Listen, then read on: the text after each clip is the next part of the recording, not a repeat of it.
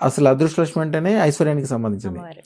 ఐం హ్రీం శ్రీం ఐం హ్రీం శ్రీం అదృష్ట మహాలక్ష్మి అదృష్ట మహాలక్ష్మి సర్వ ఐశ్వర్యం సర్వైశ్వర్యం తక్షణం దేహి ప్రేచ్ఛ స్వాహ. తక్షణం దేహి ప్రేక్ష స్వాహ.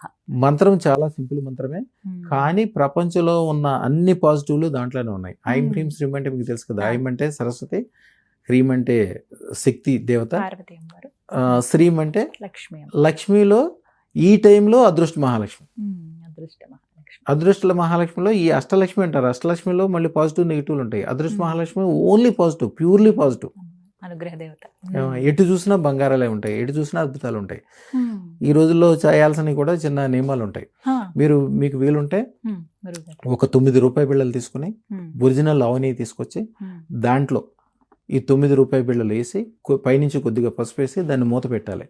ఇప్పుడు మీకు చెప్పిన మంత్రం 1008 సార్లు 1008 సార్లు ఈ శ్రావణ మాసంలో ఈ 90 రోజుల్లో ఏదో రోజున 1008 సార్లు రాత్రిపూట మంత్రం చదువుకుని ఆ గాజు సీసాని, రూపాయి బిళ్ళున్న గాజు సీసాని మీరు ఎక్కడ పెట్టినా కూడా, వ్యాపార స్థలంలో పెట్టినా, ఇంట్లో పెట్టినా, డబ్బులు పెట్టుకునే చోట పెట్టినా, లేకపోతే బంగారాలు పెట్టే చోట పెట్టినా కూడా ఆ రూపాయి బిళ్ళలు ఆవు నెయ్యిలో ఎట్లా మునిగినాయో మీరు అట్లా ఐశ్వర్యంలో మునిగిపోతారు.